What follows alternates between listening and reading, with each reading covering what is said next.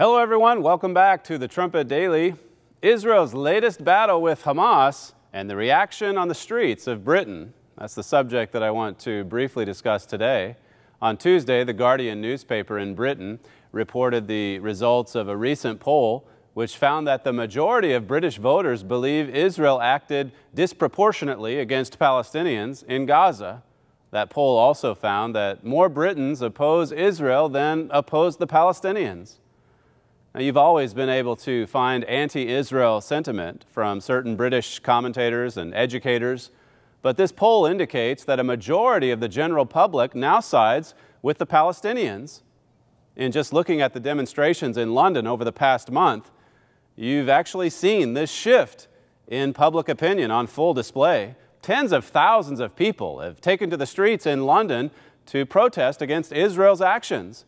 What we've witnessed is a well-organized, well-funded series of protests, probably the largest pro-Palestinian rallies in British history. Isn't it interesting that no one shows up to protest the ongoing civil war in Syria, which has taken 170,000 lives so far?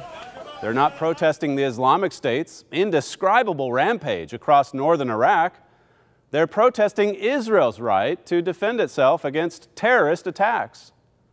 Why do people feel strongly enough to take to the streets over Gaza, but not over other issues? That's what one columnist asked at The Guardian on Monday. She answered, partly because there is a deep and long-standing movement in solidarity with the Palestinians that encompasses trade unions, community groups, faith groups, and activists. Not that long ago, the British people had a deep, long-standing movement in solidarity for Israelis. Now a solid majority stands with the Palestinians, no matter how many rockets they launch toward Israeli cities. Notice what Benny Morris wrote at The Telegraph on Monday. He said, half a century ago, relations between Israel and Britain were friendly, more than friendly. They were characterized by admiration, and nowhere in Britain was sympathy and admiration stronger than on the left and among the young. The left admired Israel's social democracy, energy, and pioneering spirit. Israel was one of the few states that emerged after the Second World War, and the only one in the Middle East that became a success story. He goes on to write about the Six-Day War and the Yom Kippur War, and how those struggles only brought Israel and Britain closer together. He said, but half a century on, much of that admiration has fled, and Israel's military brilliance has become something to denounce and deplore. What has gone wrong?